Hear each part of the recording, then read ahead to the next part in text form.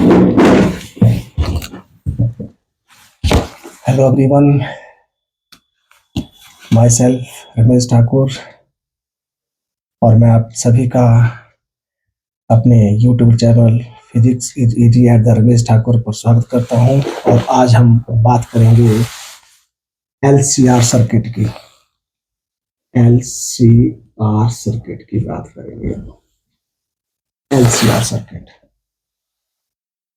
AC through series LCR circuit. Question क्या होगा, because it's important question for 5 marks के लिए कि obtain an expression for impedance of series LCR circuit and what is the condition under which the LCR circuit is said to be in resonance and obtain an expression for resonant frequency। तो आपके पास है what obtain an expression for impedance of series LCR circuit। series LCR circuit। LCR circuit में एक आपके पास resistor of resistance R, an inductor of inductance L and a capacitor of capacitance C। They are connected to an AC source of EMF E naught sin omega t। Okay, AC source, this is an AC source। और हमें क्या पता कि जब AC resistor में से pass करती है, बिकॉज इम्पीडेंस और साथ में रेजोनेंट फ्रीक्वेंसी का क्वेश्चन, क्योंकि इसमें 2 पार्ट हो सकते हैं। तो when AC passing through resistor, जब AC रजिस्टर में से पास करती है तो अब देखो, because R, L and C they are connected in series. Series में सब में सेम करंट फ्लो करेगा, करंट इज सेम। और सर्किट में जो इफेक्टिव करंट होगा दैट इज एक जैसा ही है, इसलिए IV इज द वर्चुअल और इफेक्टिव करंट, और root mean square value of current in the LCR circuit. इसी सोर्स की वजह से व्हेन AC पासिस थ्रू हमें क्या करना पड़ेगा, जब AC को रजिस्टर में से पास करेंगे तो क्या करेंगे, इस वोल्टेज के जो इफेक्टिव वोल्टेज होगी, ये वर्चुअल वोल्टेज होगी, E not sine omega T.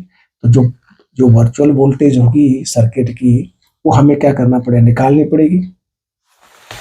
मान लेते हैं कि इस वोल्टेज का IV, अब मैं लिखा करंट लिख लेते हैं। करंट तो सभी में से मैंने वर्चुअल लिख लिया, effective current circuit is IV, that is called virtual value of current, that is also called RMS value of the current. और मैंने क्या कह दिया कि दैट इज जो अप्लाइड वोल्टेज का कितना हिस्सा, VR हिस्सा कहाँ चला गया, रजिस्टर में से यहाँ ड्रॉप करेगा रजिस्टर के अक्रॉस। ठीक है, तो अब देखो कि we know कि when AC passes through a resistor, the virtual value of current and voltage across resistor they lie in same phase। उसमें कोई phase relationship नहीं होता कि virtual value of current, क्योंकि देखो जब AC passes through pure resistor में से पास करती है तो क्या होता है कि जो virtual value of voltage और current होती है they lie in same phase, एक ही phase में lie करते हैं। ये डायग्राम बनाओ चाहे ये बनाओ, that is EV and IV, they lie in same phase में lie करती है, कोई phase relationship नहीं होता। There is no phase relationship between current and voltage। Current और वोल्टेज में कोई phase relationship नहीं होता। अब when AC passes through inductor, then voltage leads the current by a phase angle of π/2। अब सभी में करंट सेम है, तो यहाँ भी करंट IV, और आपने करंट इस तरह से लेना कि वो X एक्सिस की तरफ को ही रहे। अब इसको मैंने ऐसे कर लिया, that is VL is the voltage across inductor. Applied voltage का कितना हिस्सा, VL हिस्सा इस इंडक्टर के अक्रॉस ड्रॉप कर गया। VR रजिस्टर के across, VL is the voltage across inductor, VR is the voltage across resistor, and और आपको पता है कि देखो कि यहाँ पे इसका मतलब voltage leads the current, there is a phase relationship of pi by 2, means when AC passes through resistor, current, there is no phase relationship between the current and voltage when AC passes through resistor, but when AC passes through inductor, आप इस diagram को ऐसे भी बना सकते हैं। अगर ऐसे बनाना है तो आपका लीड वाला यहाँ होगा और लैग वाला यहाँ होगा, और इसको हम चाहे ये पाई बाई 2, अगर आपने ऐसे बनाना है तो लीड वाला यहाँ होगा और लैग वाला यहाँ होगा, और पाई बाई 2 से लीड और लैग कर रहे हैं कौन, current end voltage. Voltage across inductor leads the current by a phase angle of pi by 2. When AC passes through capacitor, then current leads the voltage by a phase angle of pi by 2. Phi is equals to pi by 2. When AC passes through capacitor, current leads the voltage by a phase angle of pi by 2. See, lead कर रहा है, यहाँ क्या कर रहा है, voltage lead कर रही है, यहाँ करंट लीड कर रहा है, यहाँ कोई भी लीड और लैग नहीं कर रहे हैं। तो आपके पास है, बिकॉज इसका मतलब है कि जब एसी तीन कंपोनेंट है, इंडक्टर, कैपेसिटर, बिकॉज ऐसा क्यों कर रहे हैं, तीन कंपोनेंट क्यों, बिकॉज इन डीसी सर्किट अकेला रजिस्टर कंट्रोल कर लेता है डीसी को, बट एसी फ्लक्चुएट करती है। एसी क्या करती है, लाइक दैट, ऐसे चलती है, फ्लक्चुएट करती है, तो दैट्स व्हाई फ्लक्चुएट करती है, तो इसकी वैल्यू क्या करती है, घटती बढ़ती रहती है। 220 हम स्टैंडर्ड वैल्यू लेके चलते हैं, तो ये 220 हमेशा फिक्स में रहती है, ये घट भी जाती है, कई बार बढ़ जाती है, 230 तक चली जाती है, 210 भी रह जाती है, 200 भी रह जाती है, तो दैट्स व्हाई हम ये बात कर सकते हैं। तो इसलिए to control, it's not easy to control AC, AC को कंट्रोल करना आसान नहीं है। That's why what we are using along with resistor, we are using inductor and capacitor to control AC को कंट्रोल करने के लिए हम इनको यूज कर रहे हैं। जब रजिस्टर में से पास किया तो करंट और वोल्टेज एक ही फेज में लाई करते हैं, कोई लीड लैग नहीं करता। जब इंडक्टर में से पास करते हैं तो वोल्टेज लीड करती है, और फेज रिलेशनशिप या तो होता ही नहीं है, होता है तो पाई बाई 2 का होता है, ठीक है। कैपेसिटर में करंट लीड कर रहा है, वोल्टेज लैग कर रही है। अब ये कहता है कि बिकॉज अब हमें क्या निकालनी है, इफेक्टिव वैल्यू ऑफ वोल्टेज निकालनी है, वर्चुअल इफेक्टिव पी नाम है इसका।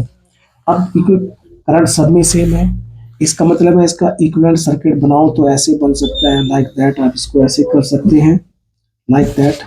अब देखो, we can represent voltage across resistor, that is VR, voltage across inductor, that is VL, and voltage across capacitor VC as vectors।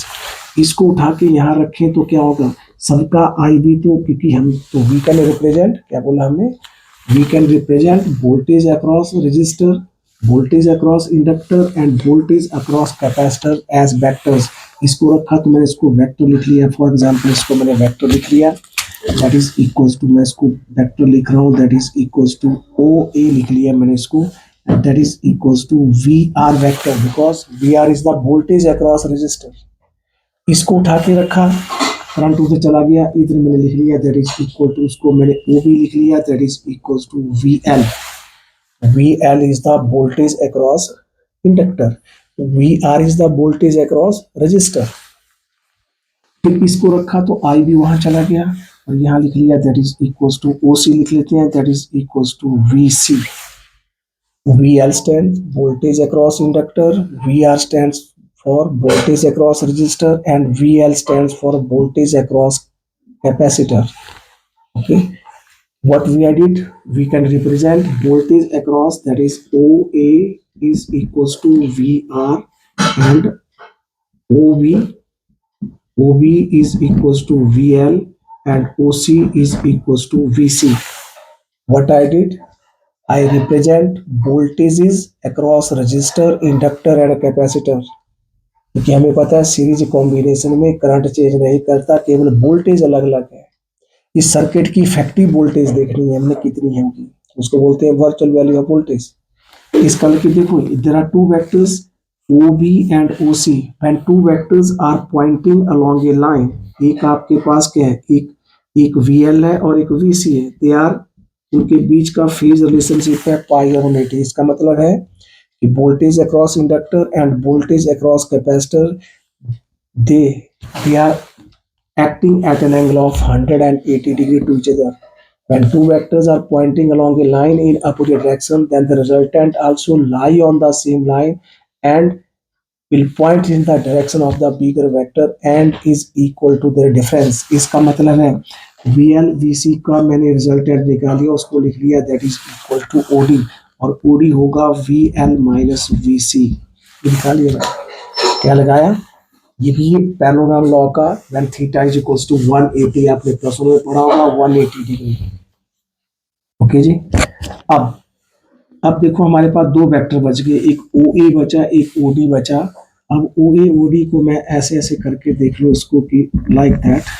अब there are two vectors mutually perpendicular है और उनका origin same होता है। देखो आप when two vectors they are inclined at an angle, किसी भी एंगल पे, एक आपके पास VR है, एक आपके पास VL माइनस VC है, इनका कॉमन ओरिजिन है, they are originated from common origin. It mean they represent two adjacent sides of a parallelogram. इन पैरेललोग्राम की एडजेसेंट साइड्स को रिप्रेजेंट कर रहे हैं। The resultant is given by the diagonal of the parallelogram, तो ये diagonal उनका resultant देगा। सिमिलरली यहाँ भी क्या है, इसका मतलब है ये दो वेक्टर हैं, तो ये मैंने पैरेललोग्राम की दो साइड, अगर ये VR है तो ये भी VR होगी, ये OD है तो ये भी क्या होगा, ये भी BL माइनस BC होगी, और उसको मैं लिख लिया, that is equals to E। OE, इसका मतलब है कि जो OE होगा, ये OE है, इसको लिख लिया मैं, दैट इज VRMS। क्या लिखा, VRMS। There are two vectors, they are acting at an angle of that is pi/2, that is pi/2 का इन पे 90 का एंगल है दोनों के बीच में। तो इट मींस जो फाइनल VR VL और VC का जो रिजल्टेंट आया, that is equals to OE and given by the diagonal of the parallelogram. तो डायगोनल ऑफ द पैरेललोग्राम देगा तो आपको क्या बनेगा जी, इसका मतलब है व्हाट आपने क्या लिखना पड़ेगा, when AC passes through a LCR circuit, current is same because all the components are connected in series। Voltage अलग अलग है, एक्चुअल वोल्टेज कुछ हिस्सा यहाँ ड्रॉप हुआ, कुछ यहाँ ड्रॉप हुआ, कुछ यहाँ ड्रॉप हुआ, VR VL VC voltage across resistor inductor and capacitor. तो आपके पास इनका रिजल्टेंट कौन दे रहा है, तो आप लिखेंगे OE is equals to, that is equals to OA A का स्क्वायर प्लस AE का square and whole under root हो जाएगा। रिजल्टेंट निकाल रहे हैं, क्या लगाएंगे, पैरेललोग्राम लॉ ऑफ वेक्टर लगाया, तो दैट इज इक्वल्स टू क्या होता है, R is equals to A square plus B square plus 2AB cos of theta, what theta is equals to 90 degree, तो कॉस 90 जीरो होता, तो क्या हो गया, R is equals to A square plus B square, ये square था और मैंने R लिखा तो ऐसे बन गया। तो यही तो लिखा मैंने, A square plus B square, यही लिखना है, खाली यही लिखा। और OE is equals to, OA कितना है, that is equals to VR का स्क्वायर, और AE कितना है, that is equals to OD के बराबर VL माइनस VC का whole square and whole under root, this is OE। और OE किसके बराबर है, OE इज इक्वल्स टू, मैंने कहा VRMS, root means value of the voltage of the circuit, LCR circuit की RMS value, virtual value, effective value of the voltage है circuit की, that is equals to क्या बना। और इसको मैं कहूँ कि if IB is the virtual value, क्योंकि सर्किट में वर्चुअल वैल्यू ऑफ करंट कितनी है, IB है, वो तो सब में सेम है, तो I can write voltage across V formula लगेगा, V is equals to IR formula लगाओ तो V क्या बनेगा, that is equals to IB square and R square plus, वैसे ये भी वोल्टेज है। अब इंडक्टर के क्रॉस क्या होता है, इंडक्टर में जो इंडक्टिव रिएक्टेंस होता है that is equal to XL होता है और L ओमेगा होता है, और जो XC होता है वो 1/C ओमेगा होता है, ठीक है। और इसका की where XL is inductive reactance, inductive reactance is the resistance offered by the inductor to flow of AC through it, and XC is the capacitive reactance, resistance offered by the capacitor to the flow of AC through it. Inductor का resistance और capacitor के resistance को XL XC बोलते हैं, register के resistance को are ही बोलते हैं। तो यहाँ लिखेंगे I V XL minus I V XC का होल स्क्वायर लिखेंगे एंड होल अंडर रूट, और आई बी सब में है तो इसको कॉमन ले सकते हैं, V R M S is equals to, मैंने आई बी कॉमन ले लिया तो अंदर बच गया R square plus X L minus X C का whole square and whole under root. ये भी लाइक कर देंगे, इसको मिटा देता हूं। तो इंडक्टर के क्या बनेंगे, आई बी और बनाए V R M S is equal to I V, और मैंने लिख लिया इसको जेड, इसकी जगह जेड लिख लिया। जेड क्या होगा, where Z is equal to R square plus X L minus X C का whole square and whole under root and is called impedance of series LCR circuit. Z क्या है, Z is impedance of series LCR circuit. LCR circuit का impedance है, और impedance क्या होता है, it is the total effective resistance offered by combined resistor का, inductor का और कैपेसिटर का कंबाइंड रेजिस्टेंस को बोलते हैं effective, that is called effective resistance and it is equal to impedance. अगर आपको क्वेश्चन आता है कि obtain an expression with the impedance of series LCR circuit, तो ये आएगा, लेकिन आपको पता है X L is equal to L omega होता है और X is equal to 1/c omega है, तो I can write Z is equal to R square plus L omega minus 1/c omega whole square whole under root भी लिख सकते हैं। This is the expression for impedance of series LCR circuit, impedance. अब देखो, अब special case में बात करें, स्पेशल केस में केस वन, जब आपके पास x जो XL होता है ग्रेटर देन XC होता है, जब XL XC से बड़ा हो तो इसको बोलते हैं then purely it is purely inductive circuit, it is purely inductive circuit. और केस टू, जब आपके पास XL is less than XC हो, it is called purely capacitive circuit के केस में, प्योरली कैपेसिटिव सर्किट के केस में XL XC से छोटा होता है, और प्योरली इंडक्टिव में XL XC से बड़ा होता है। और केस थ्री आपके पास है, या तो XL XC के बराबर होता है तो ये प्योरली रेजिस्टिव सर्किट होता है जी, it is called purely resistive circuit. तीन कंडीशन आ गई, XL equal to XC for purely resistive circuit, XL greater than XC for purely inductive circuit, XL less than XC for purely capacitive, that is capacitive circuit। तो लेकिन तब अभी कहते हैं कि एट किसकी बात हो रही है, रेजोनेंस की, किसकी बात कर रहे हैं हम, रेजोनेंस की बात करें। अब दिस LCR सर्किट is said to be at resonance, at resonance, LCR circuit is said to be at resonance if, yeah, when it allows maximum current through it। इसका मतलब आपने एक चीज ध्यान रखनी है कि जब LCR सर्किट एट रेजोनेंस हो तो ये मैक्सिमम करंट अलाउ करता है, इनकी maximum current will flow through it. इसका कि करंट मैक्सिमम होता है तो आपका जो इंपीडेंस होता है या इंपीडेंस क्या है, इफेक्टिव रेजिस्टेंस, तो जेड क्या होना चाहिए, मिनिमम होना चाहिए, जेड क्या होगा, मिनिमम। इसका मतलब है कि LCR circuit allows maximum current to flow through it at a particular frequency, and that frequency is called resonant frequency। अब आप सोच रहे होंगे कि इस LCR सर्किट का काम क्या है। बेसिकली LCR सर्किट जो आपके टीवी और रेडियोज होते हैं, रेडियो पहले थे, अब टीवी में आप होते हैं, ये किसका काम करता है, सिग्नल को रिसीव करने का काम करता है, रिसीवर का काम करता है। ये क्या करता है कि बहुत सारे सिग्नल में से एक पर्टिकुलर सिग्नल को कैच करता है, क्या करता है, इसका मतलब कि जो एलसीआर सर्किट होगा, जिस फ्रीक्वेंसी की वेव क्या करेगा, पैदा करेगा, उसी फ्रीक्वेंसी को सिग्नल को कैच करता है और उस वक्त उसमें करंट क्या होता है, मैक्सिमम करंट। इसका मतलब कि आपने बहुत सारे सिग्नल में से एक पर्टिकुलर सिग्नल को पकड़ना है, तो किसका काम है, रिसीवर का। इसका मतलब कि एलसीआर सर्किट क्या करता है कि जो रेडियो टीवीज में किसका काम करता है, रिसीवर की तरह काम करता है।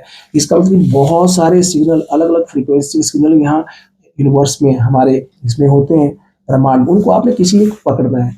तभी तो हम क्या करते हैं, आपने टीवी में देखा होगा हम क्या करते हैं, जब रिमोट का वन दबाते हैं तो कुछ कुछ और आता है, दो दबाए। इसका कि ऑल द जो टीवी जो स्टेशन है वो क्या करते हैं, they are sending a signal at a particular, सबको एक पर्टिकुलर फ्रीक्वेंसी अलॉट है, जितने पे फिक्स करेंगे अपने टीवी को उतनी उसी को पकड़ेगा वो। यहाँ भी ऐसा ही कर रहा है। तो इसका मतलब कि आपने क्या कहा कि रेजोनेंस में क्या होता है, करंट मैक्सिमम होता है और इम्पीडेंस मिनिमम होता है। लेकिन ये कब होता है, it happens at a particular frequency and that frequency is called resonant frequency. और वो कब होगा, अब ये कहता है कि करंट मैक्सिमम कब होगा। मैंने कहा कि क्या कहा हमने कि इसका मतलब कि जब क्या हो, when XL is equal to XC हो। तो क्या कहा हमने, तो प्योरली रेजिस्टिव सर्किट को कैसे देखते हैं, Z is equal to R square plus XL minus XC का होल स्क्वेयर, ये इंपीडेंस है। जब आपके पास एक्सएल एक्सी के बराबर होगा तो Z is equal to R square under root के बराबर और Z is equal to are.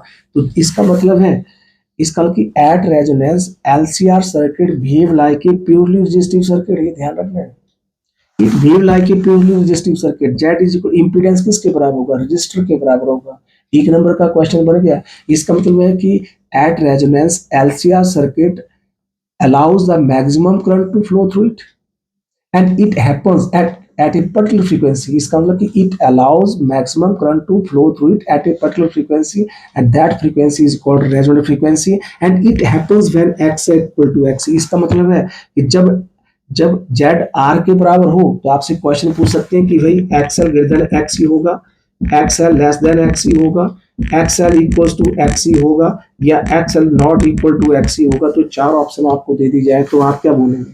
इसका मतलब कि what I told you, it means resonance होता है कि रेजोनेंस आपके पास कि LCR circuit allows the maximum current to pass through it at a particular frequency and that is called resonant frequency। and आपको आए कि obtain expression for resonant frequency, तो that's very important, very और भी ज़्यादा आसान हो गया। कैसे, बिकॉज आपके पास है when xl equal to xc, इसका मतलब कि xl किसके बराबर होता है, एन ओमेगा, xc किसके बराबर होता है, 1/c ओमेगा के बराबर होता है।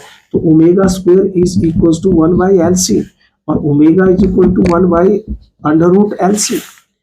इसका मतलब ओमेगा इक्वल टू, लेकिन ओमेगा किसके बराबर होता है, omega is equal to 2π/t होता है, 2π न्यू होता है, इसके बराबर होता है। We can write omega 2π nu is equal to 1/√lc और nu is equal to 1/2π times under the root lc। This is the expression for resonant frequency. इनकी एलसीआर सर्किट बहुत आसान आर्टिकल है, 5 नंबर का बन सकता है, लेकिन ये रेजोनेंट फ्रीक्वेंसी है और ये कब आती है, एक्सएल एक्सी के बराबर होता है। और जब एक्सएल एक्सी के बराबर होता है तो आपके पास क्या होता है, तो तभी रेजोनेंस अकर करता है जी। और जब रेजोनेंस के ऊपर आपका एलसीआर सर्किट का इंपीडेंस जो होता है वो प्योरली, जिसका मतलब कि behave like a purely resistive circuit की तरह बिहेव करता है। जब ये कंडीशन, तो फिर L is inductance, inductance of the inductor, C is capacitance of capacitor. तो एलसीआर सर्किट हम क्या करते हैं कि it is not easy to control AC, to control AC we use inductor, capacitor and resistors, इनको हम यूज करते हैं। और आपके पास this is the expression for impedance, हाँ इंपीडेंस एक्सएल एक्सी आर सब का यूनिट ओम ही होते हैं, और ओम होते हैं। तो इंपीडेंस भी रेजिस्टेंस ही है। इफेक्टिव, जब एक से ज्यादा कंपोनेंट, प्योर रजिस्टर का रेजिस्टेंस ही होता है, आर होता है, इंडक्टर का रेजिस्टेंस एक्सएल होता है, कैपेसिटर का रेजिस्टेंस एक्सी होता है, अपोजिशन ऑफ ओड। और जब इकट्ठा तीनों का किसी सर्किट में, दो का जब एक से ज्यादा कंपोनेंट हो तो उसको इंपीडेंस बोलते हैं, 3 कंपोनेंट तब भी इंपीडेंस है।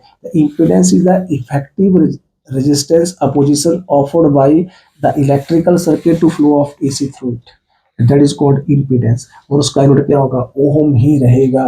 तो हमने वर्चुअल वैल्यू निकाली यहाँ पे, और यहाँ से हम देखें वर्चुअल वैल्यू निकाली, तो वर्चुअल वैल्यू से हम क्या निकालते हैं, इसका मतलब जब हमें अब आपने देखना है कि एलसीआर सर्किट में अगर आपने निकाला कि फाइंड द करंट, करंट लिखा हो तो इसमें वर्चुअल वैल्यू करंट निकाली है। वर्चुअल वैल्यू को हम क्या बोलते हैं?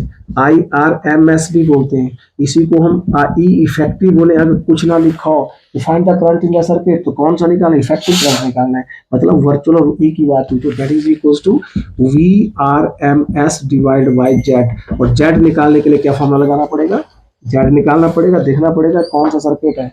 LCR circuit R XL XC तीनों है तो एलसीआर सर्किट है। अगर आर और एक्सएल है तो एलआर सर्किट है, सीरीज एलआर सर्किट है।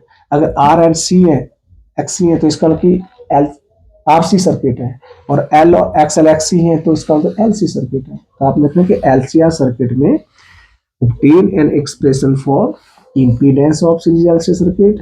What is the condition under which LCR circuit is said to be in resonance? Obtain an expression for resonant frequency के लिए expression निकालनी है आपने। Okay, so this is all about impedance of series LCR circuit. Register में से current और voltage में कोई फेज रिलेशनशिप नहीं होता। इंडक्टर में वोल्टेज लीड करती है, करंट लैग करता है, और कैपेसिटर में करंट लीड करता है, वोल्टेज लैग करती है। उसी का सर्किट डायग्राम बनाई और हमने क्या निकाल दी? वर्चुअल वैल्यू निकाली और किसके बराबर होती है। और आपको भी पता है कि वर्चुअल वैल्यू में जो VRMS होती है that is equal to I0/√2 होती है। ओके, हम I0 निकालनी हो तो दैट इज √2 टाइम्स VRMS। जैसे हम कहें कि हमारे हाउस होल्ड सप्लाई की जो वैल्यू, हाउस होल्ड हमें जो 220 है वो वोल्टेज की कौन सी वैल्यू है? वर्चुअल वैल्यू है। कौन सी है? इसको बोल सकते हैं RMS, इसको VRMS भी बोलते हैं। ई लिखते हैं, वी लिखते हैं। That is equal to I0 E0/√2। E0 निकालनी है तो that is equal to √2 multiplied by 220 that is equal to 311 volt. इतनी आती है। This is the peak value of household supply. हमारे घर में जो एसी आती है 220 वोल्ट होती है, और 220 वोल्ट की पीक वैल्यू क्या होती है? 311 होती है। That's why AC is more dangerous than DC. तो इसके साथ ही थैंक यू वेरी मच।